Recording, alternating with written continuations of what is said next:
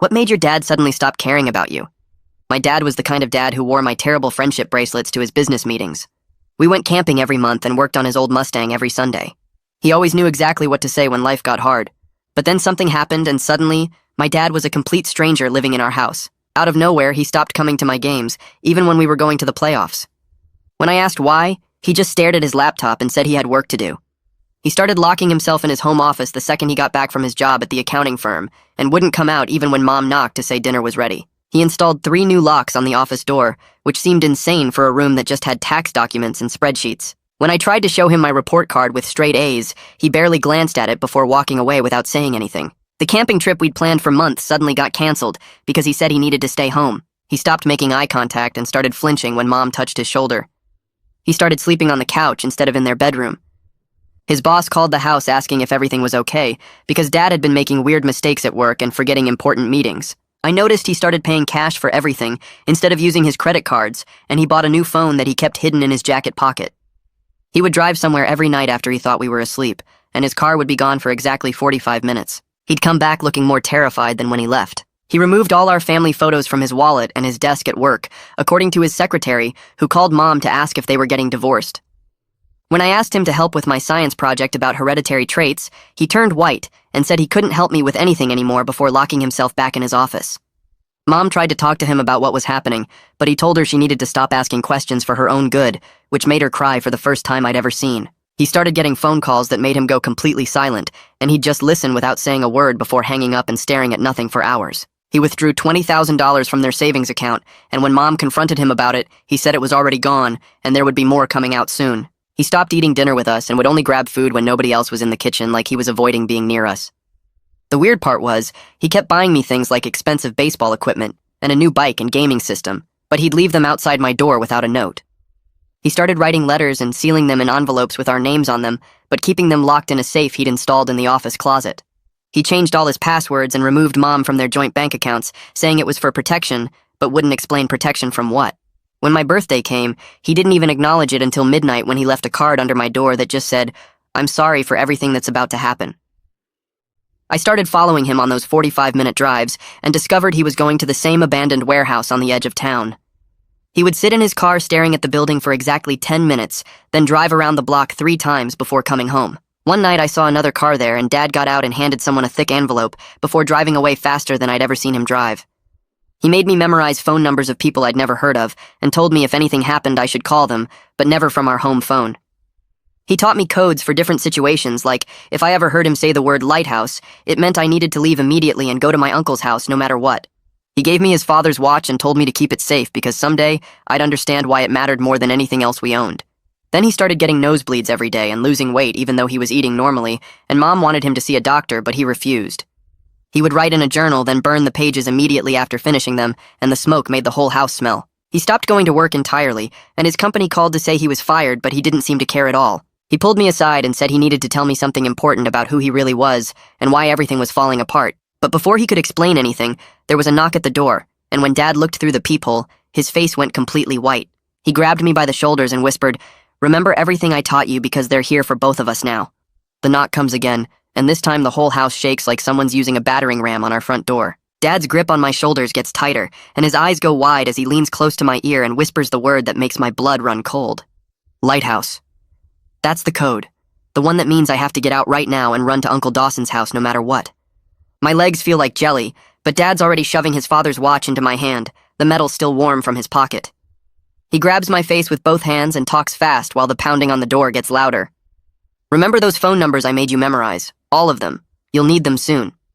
The voices outside are getting louder, and I can hear at least 3 different people shouting something about opening up. Dad's pushing me toward the kitchen and the back door, his hands shaking as he fumbles with the locks. "Go now and don't look back, no matter what you hear." The back door flies open and cold air hits my face as Dad practically throws me onto the back porch. I stumble down the steps and start running through the Johnsons' backyard, my sneakers slipping on their wet grass. The watch bounces heavy in my pocket as I jump over their garden fence and cut through the Miller's yard next door. My heart's pounding so hard I can hear it in my ears, and I keep checking behind me, but nobody's following yet. I duck behind their shed for a second to catch my breath and peek back at our house where I can see flashlight beams moving through our living room windows. The 3-mile run to Uncle Dawson's feels like 30 miles as I stick to backyards and side streets, avoiding the main roads where someone might spot me. Every car that passes makes me duck behind trash cans or bushes, and twice I have to hide when I see police cars driving slow through the neighborhood. My phone starts buzzing in my pocket, and Mom's name lights up the screen with a text asking where I am. She says police are at the house and wants to know why I'm not in my room. My fingers shake as I type back that I'm safe at Dawson's house, but I don't mention that Dad told me to run because I don't want to make things worse for him. 3 more texts come through from her, each one angrier than the last. But I shove the phone back in my pocket and keep running. Uncle Dawson's porch light is on when I finally stumble up his front steps, gasping for air and soaked in sweat even though it's cold outside. He must have heard me coming because the door opens before I can knock, and he's standing there in his bathrobe looking confused. What happened? He pulls me inside fast and locks the door behind us, then grabs his phone from the coffee table. I try to explain, but I'm still breathing too hard to talk right, so I just point at my phone where Mom's messages keep coming through. Dawson reads them over my shoulder, and his face gets serious as he starts calling Mom's number. While he's waiting for her to answer, my phone rings with a number I don't recognize. I almost don't answer, but something makes me pick up, and a woman's voice comes through clear and professional. "This is Detective Joanna Robles with the police department, and I need to speak with you about your father's situation." Her tone sounds fake nice, like she's trying to act friendly, but really she just wants information. She says we need to meet right away to discuss some important matters about Dad, and asks if I can come to the station. I look at Dawson, who's shaking his head at me while still holding his phone to his ear trying to reach Mom. "I can't meet with you without my mom there." The detective starts pushing harder, saying this is time sensitive and we need to talk immediately, but Dawson takes my phone from me. "This is Dawson Nelson, the boy's uncle, and he won't be meeting with anyone until his mother and a lawyer are present." He hangs up on her and hands my phone back, just as Mom finally answers his call. I can hear her yelling through his phone from across the room, mad that I left without telling her and demanding to know what's going on. She's at our house with the police, and there's some kind of argument happening about why Dad sent me away. Dawson tries to calm her down, but she keeps switching between being angry at me for leaving and being angry at the police for scaring me. He tells her I'm safe and that we'll figure everything out in the morning, but she wants me home right now. The detective calls my phone 2 more times, but Dawson tells me not to answer, and we spend the rest of the night sitting in his living room waiting for updates from Mom. I barely sleep on his couch, jumping at every car that drives by and checking my phone every few minutes for news about Dad. The next morning, Dawson drives me home in his truck, and the whole street looks different, like something bad happened and left a mark on everything. Our front door is wide open, and there's yellow tape across the doorway that Dawson has to move, so we can go inside. The house feels wrong, like strangers went through everything and put it back in slightly different places. Mom's sitting at the kitchen table with her head in her hands, still wearing the same clothes from yesterday. She looks up when we walk in, and I can see she hasn't slept at all, her eyes red and puffy from crying. She pulls me into a hug that's so tight it hurts, then pushes me back and starts yelling about how scared she was when she couldn't find me. After she calms down, she explains that the police showed up with a warrant for Dad's arrest about something at his accounting firm. They went through his office and took boxes of papers and his computer, leaving everything else a mess. She says Dad must have seen them coming up the street because he slipped out the back right before they knocked, which is why he sent me away. The police asked her a million questions about where Dad might go and who he might contact, but she didn't have any answers for them. They want to talk to me too, but Mom told them they'd have to wait until we got a lawyer, which made them angry, but they couldn't do anything about it. She shows me Dad's office, where the 3 locks he installed are broken and hanging off the doorframe. His desk drawers are all pulled out and empty, and there are gaps on the bookshelf where they took certain files. The safe in his closet is open and empty, except for those sealed letters with our names on them, which the police apparently weren't interested in. Mom says they were looking for specific documents related to his work at the accounting firm and some client accounts that had problems. She doesn't understand what Dad did wrong, but the detective mentions something about fraud and money laundering, words that make my stomach hurt. We spend the rest of the morning trying to put the house back together, while Mom makes phone calls to lawyers from the list Dad made me memorize. I head to Dad's office while Mom keeps calling lawyers, and the safe in his closet catches my eye right away. The door hangs open, but there's a smaller safe built into the wall that the cops didn't touch, and I can see white envelope edges through the gap at the bottom. Mom comes in behind me, and we both stare at it because neither of us knows the combination, and those letters with our names written in Dad's handwriting are right there, but we can't reach them. She tries Dad's birthday and our anniversary dates, but nothing works, and she kicks the wall in frustration before walking out. Later that morning, Mom spreads bank statements across the kitchen table and circles the $20,000 withdrawal in red marker 3 times. Her hands shake as she shows me the mortgage payment is due next week, and we only have enough for 2 more months if Dad took more money out somewhere else.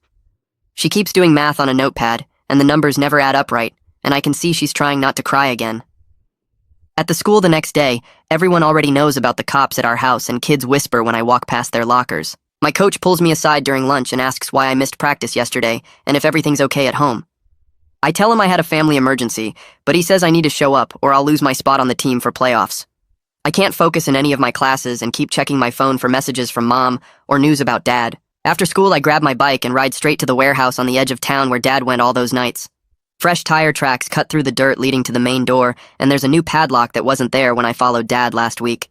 I take pictures with my phone of everything, including the tire patterns and a cigarette butt near the door that's still fresh. As I'm leaving the warehouse area, a black sedan appears in my mirror and stays exactly 3 cars behind me, no matter which way I turn. I make 4 right turns in a row, and the car follows every single one, so I know they're definitely following me. I duck into a convenience store and pretend to look at magazines while watching through the window. The sedan parks across the street and just sits there with the engine running for 20 minutes until I buy a soda and wait longer.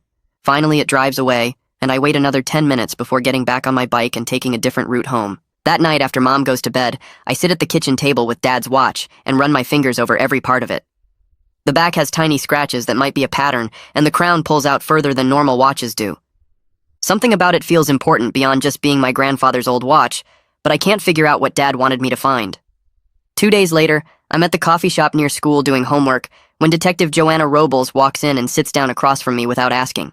She says we need to talk about my father and pulls out a folder with his name on it.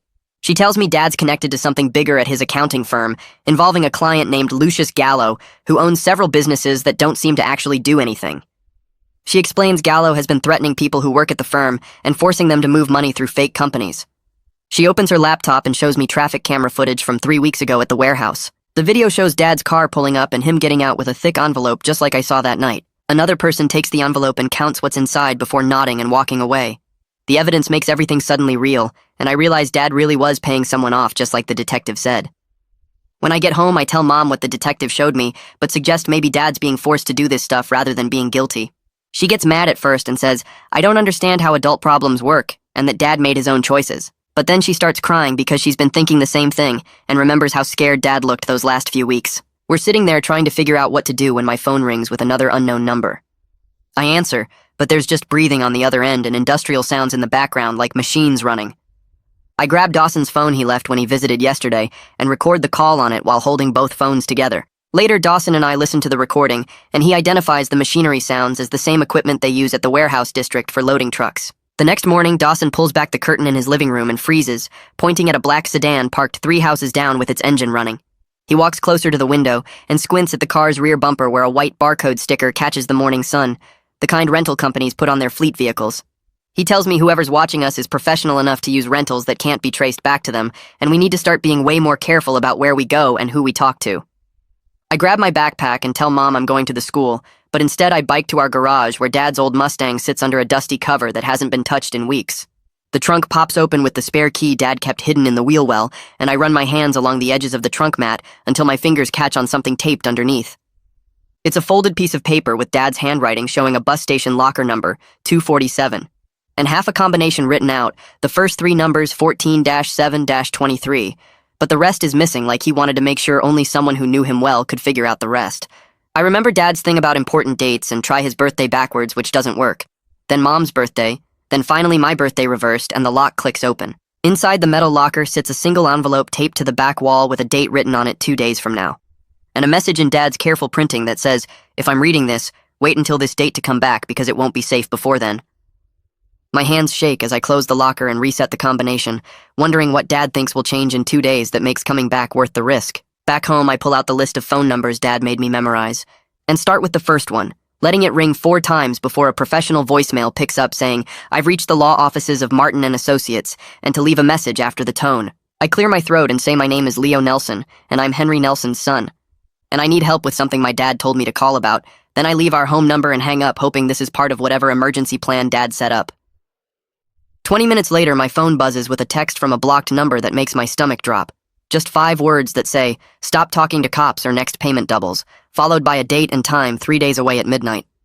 I screenshot the message and forward it to Detective Robles using a new email account I create at the library computer, typing a quick note explaining this just came through, and I thought she should know about it for her investigation, even though it scares me to share it. When I get home, Mom and Detective Robles are sitting at our kitchen table, and Robles is suggesting we should think about staying somewhere else for a while until things calm down.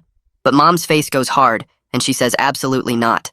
She stands up and crosses her arms, saying running away makes us look guilty of something when we haven't done anything wrong, and she refuses to abandon the house and life Dad worked so hard to build for our family. That night, I use money from my savings account to order a motion sensor camera online with overnight shipping, the kind that sends alerts to your phone when it detects movement. The next day, I climb up on a ladder and mount it under the eave of our garage where it has a clear view of our whole driveway and part of the street. Then I start keeping a notebook where I write down every car that passes with the time and license plate number when I can see it. For 2 days, nothing interesting happens except the same rental sedan drives by twice each day at different times, never stopping but always slowing down as it passes our house. Then at 3 in the morning, my phone buzzes with a motion alert, and I scramble to open the camera app, my heart pounding when I see Dad's car creeping slowly past our house with its headlights off. The car doesn't stop or even slow down much, but I can see Dad's silhouette in the driver's seat as he passes under the streetlight. And knowing he's alive and close enough to check on us makes my chest tight with relief and worry at the same time. I save the video clip and watch it over and over, noticing how he keeps his head straight, but I can tell he's looking at our house from the corner of his eye as he drives past. 3 hours later, an unknown number calls my phone, and when I answer, there's silence for a second before Dad's voice comes through quiet and careful, telling me we need to meet at the public library downtown tomorrow at 2 in the afternoon. He says to come alone, but make sure to sit at one of the tables near the front windows where other people can see us, and to bring the watch he gave me because he needs to show me something about it. His voice sounds tired and strained, but hearing it makes me want to cry with relief, and I tell him okay before he says he loves me and hangs up before I can say it back. Mom finds me holding the phone and I tell her everything, showing her the camera footage and explaining about the library meeting, and she immediately says there's no way I'm going alone to meet him. She grabs my phone and starts typing a message to Dawson, asking him to come over right now because we need his help with something important. 20 minutes later, Dawson pulls into our driveway, and Mom explains the whole situation while I sit there watching them argue about whether I should go at all. Dawson finally says he'll come with me and sit at a different table where he can watch everything that happens without Dad knowing he's there. Mom makes me promise to sit near the front windows where people can see us, and to leave immediately if anything feels wrong or dangerous. The next morning, I can barely eat breakfast because my stomach is doing flips thinking about seeing Dad for the first time since everything fell apart. Dawson picks me up at 1:30, and we drive to the library in silence except for him reminding me to stay calm and not make any sudden movements that might scare Dad away. We get there early, and I pick a table right by the main window, while Dawson grabs a newspaper and sits 3 tables over pretending to read. At exactly 2 o'clock, Dad walks through the door, and I almost don't recognize him because he's lost so much weight, and his face looks hollow. He sits down across from me and keeps glancing around the room like he's checking for someone following him or watching us. His hands shake when he puts them on the table, and I notice his wedding ring is gone, which makes my chest hurt. He leans forward and starts talking in this quiet voice about how a man named Lucius Gallo came to the firm 6 months ago, claiming to need help with his businesses. Dad says Gallo slowly started asking him to change numbers on documents and move money between accounts that didn't make sense. When Dad tried to refuse, Gallo showed him photos of me at the school and Mom at the grocery store and said bad things happen to families who don't cooperate. He tells me Gallo has been forcing him to create fake companies and falsify tax documents to hide money from illegal stuff. Dad says he found evidence that could put Gallo in prison, but it would also hurt innocent people at the firm who don't know what's happening.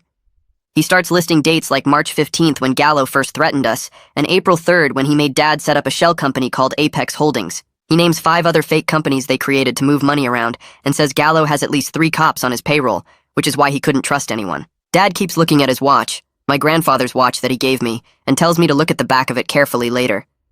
He says there's something important about it that I need to find, but he can't say more here because Gallo might be listening somehow. I reach into my pocket and feel the watch's weight, wondering what secret it holds that could help us get out of this mess. Dad stands up to leave but grabs my hand for just a second and squeezes it, before walking out without looking back. Dawson waits exactly 2 minutes before coming over to my table, and we leave through a different door than Dad used. In the car, I pull out the watch and start examining every inch of it, running my fingers along the edges and pressing on different parts. Dawson suggests we go to his house where it's safer, and we can really look at it without worrying about being watched. At his kitchen table, I use a butter knife to carefully pry open the back panel, and a tiny memory card falls out onto the table.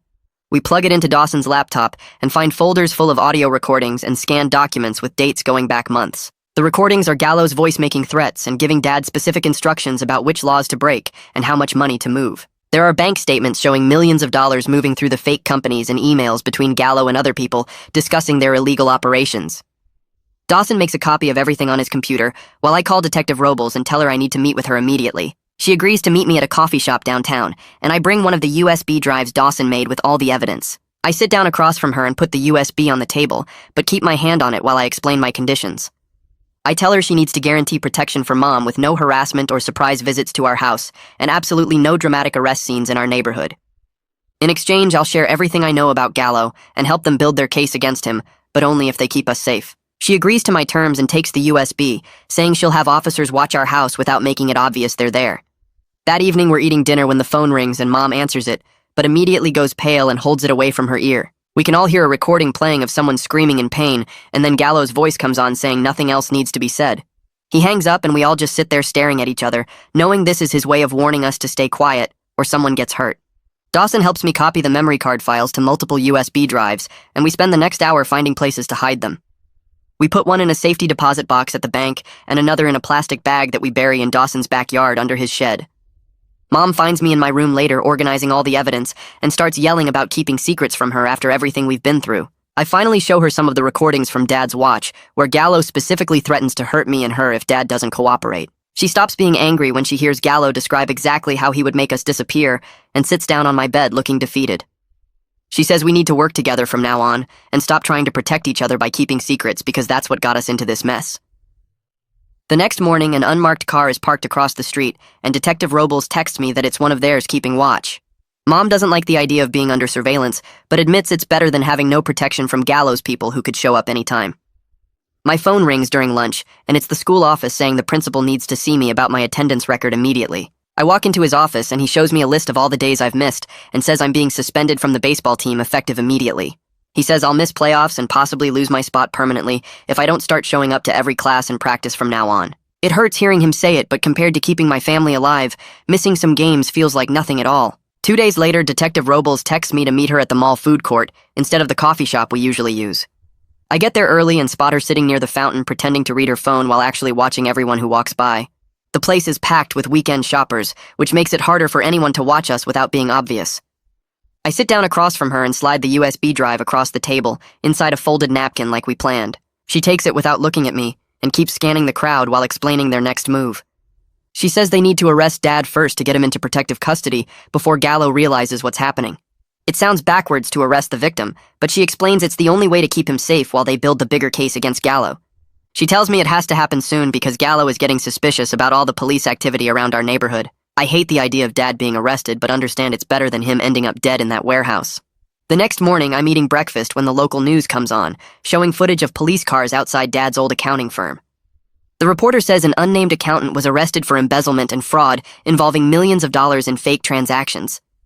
They don't say Dad's name, but everyone at the school already knows because gossip spreads fast in our small town. Kids start looking at me different in the hallways, and teachers give me these sad smiles like someone died. My phone starts blowing up with texts from people I haven't talked to in months, asking if the rumors are true. That night, we're watching TV when we hear scratching sounds at the back door like someone's trying to pick the lock. Mom grabs the phone to call 911 while I peek through the kitchen window and see a dark figure messing with the door handle. The patrol car that's been watching our house pulls up within seconds, and the person takes off running through our backyard. The officer checks the door and shows us deep pry marks in the wood where someone tried to force it open. He says they'll increase patrols, but we all know Gallo's people will just wait for a better opportunity. Mom spends the next day at a lawyer's office downtown, filling out paperwork to legally separate her finances from Dad's accounts. She comes home with red eyes from crying and a stack of documents that will protect our house and her income if Dad's assets get frozen. The lawyer told her it's just temporary, but we all know nothing about this situation feels temporary anymore. She signs paper after paper at the kitchen table while I make dinner because she's too upset to cook. 3 days later, Dad sends word through Detective Robles that he wants to meet at the old church on Maple Street. Mom and I drive there separately from Dawson, who follows in his truck to watch for anyone tailing us. Dad's already inside when we arrive, sitting in the back pew looking thinner than ever with dark circles under his eyes. He tells us he's ready to turn himself in, but only if the prosecutors guarantee complete immunity for Mom and me. He says he's been recording more evidence and has enough to put Gallo away for 20 years if they handle it right. For the first time in months, he looks relieved, like finally having an exit plan has lifted some weight off his shoulders. We stay for an hour going over details, and Dad gives Mom a list of bank accounts she doesn't know about with emergency money. As we're walking out of the church, my phone buzzes with a photo message from a blocked number.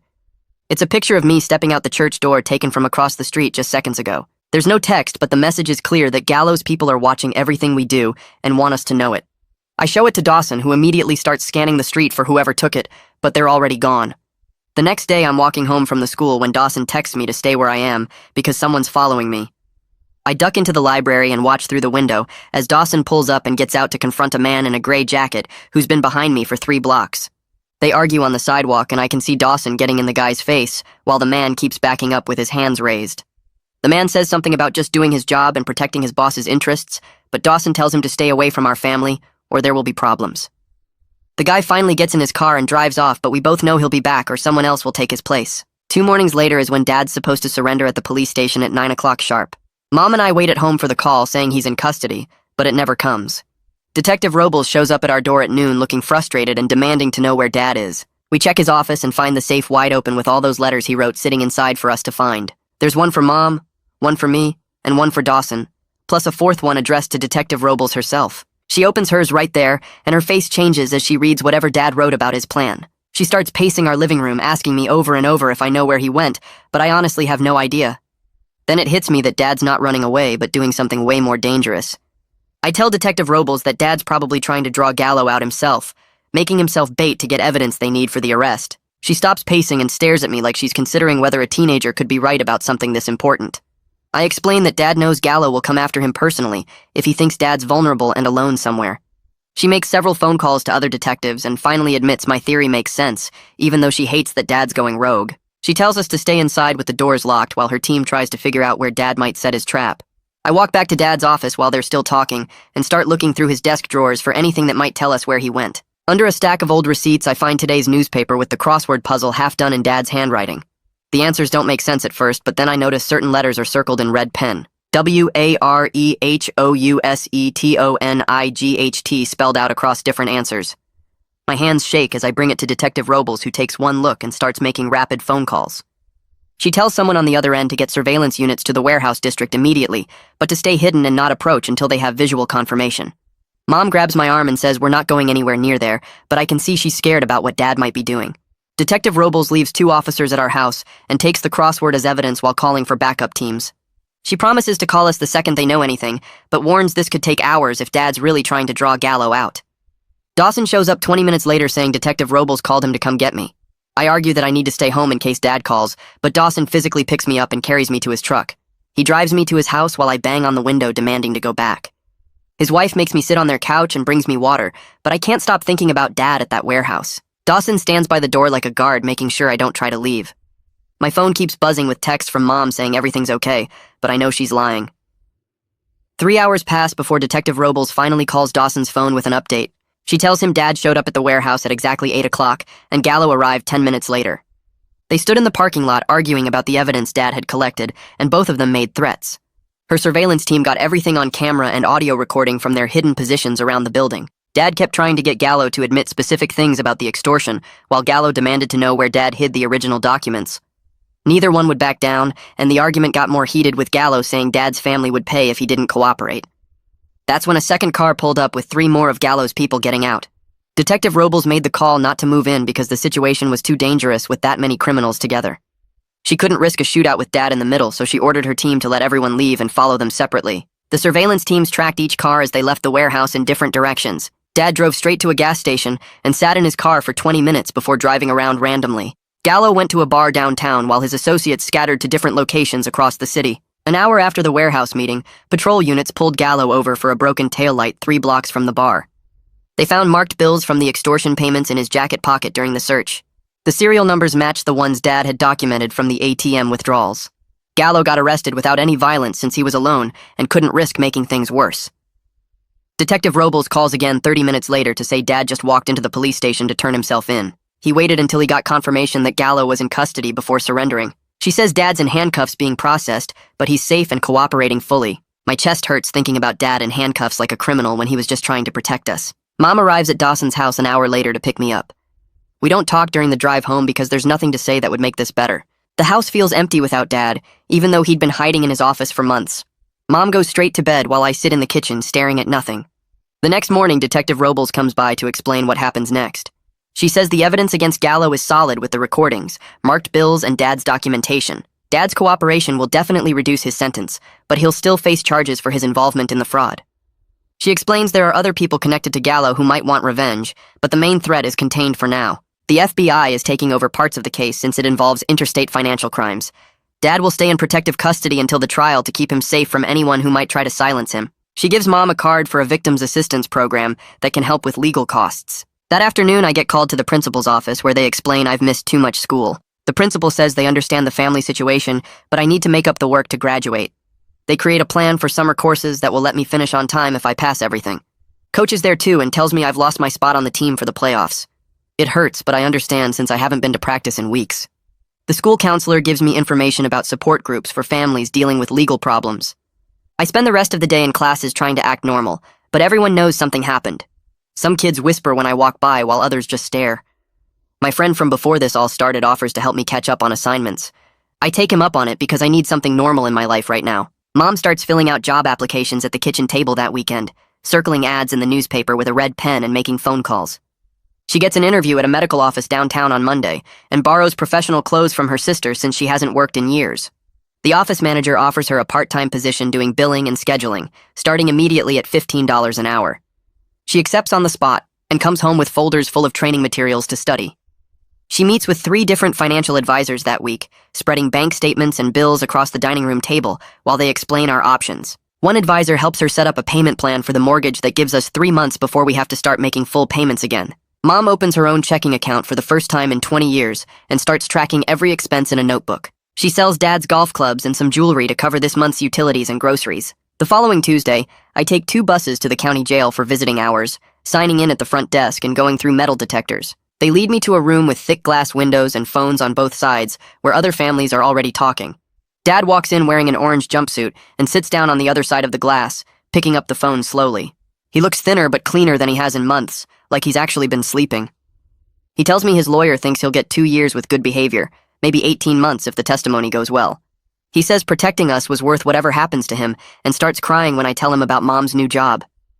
The guard gives us a warning when our 30 minutes are almost up. Dad puts his hand against the glass and I match it with mine before they take him back. Detective Robles calls that night with bad news about Gallo making bail through his connections. She says he put up his business properties as collateral and some judge approved it despite the prosecutor's objections. A patrol car will stay on our street and she gives us new emergency numbers to memorize. Mom starts packing important documents into a fireproof box and keeps it by her bed. Dawson comes over the next day with a rental truck to help us move furniture. We decide to rent out our house furnished to a family from Mom's church who need a place quickly. They'll pay $1,200 a month, which covers most of the mortgage payment. We load boxes of clothes and personal items into the truck while neighbors watch from their windows. Dawson's guest house is smaller, but has 2 bedrooms and sits behind his main house with its own entrance. Mom takes the bedroom while I set up in what used to be Dawson's home office. We unpack the essentials and leave the rest in boxes stacked in the garage. That Saturday morning, my old friend from freshman year texts, asking if I want to run with him. We meet at the park and do 3 miles without talking about any of the stuff that's been happening. He just tells me about his girlfriend and complains about calculus while we keep a steady pace. We start meeting every morning at 6:30 before school, running the same loop through the neighborhood. It feels good to sweat and move without thinking about court dates or threatening phone calls. 2 weeks later, the prosecutor calls to say Dad's plea deal is final. He'll testify against Gallo in exchange for minimum security placement at a facility 2 hours away instead of the state prison. He gets credit for time served and could be transferred to a halfway house in 8 months if everything goes smoothly. Mom cries with relief when she hears he won't be with violent criminals. That afternoon, we finally have the combination to Dad's safe from his lawyer. Inside, we find practical stuff like copies of insurance policies, bank account numbers, and the deed to the house. There's also a safety deposit box key taped to an envelope with detailed instructions about which bank and what documents are inside. His letter to us is short, just saying he loves us and explaining where he hid cash in various places around the house. At the bottom of the safe are family photos from before everything started, including one from my last birthday when we were all still normal. Mom puts that photo on her nightstand at Dawson's house. 3 weeks after moving in, we're packing the last boxes from our old house when the renters arrive early with their moving truck. I help them carry in their furniture while Mom does a final walkthrough with them, pointing out where the circuit breaker is and how to work the thermostat. I text Dad from the jail's messaging system about making the varsity track team for spring season. He writes back immediately saying he's proud and wishes he could watch me run. The patrol car still sits at the end of our old street as we drive away with the last load. Mom enrolled me in a different school across town where nobody knows our story. I eat lunch alone, but that's better than everyone staring and whispering. We're learning to live with our new normal, even if normal means checking for cars following us and keeping emergency cash hidden in our shoes. And that's the end, folks. If you actually enjoyed this, you might want to subscribe. Though honestly, I'd question your judgment.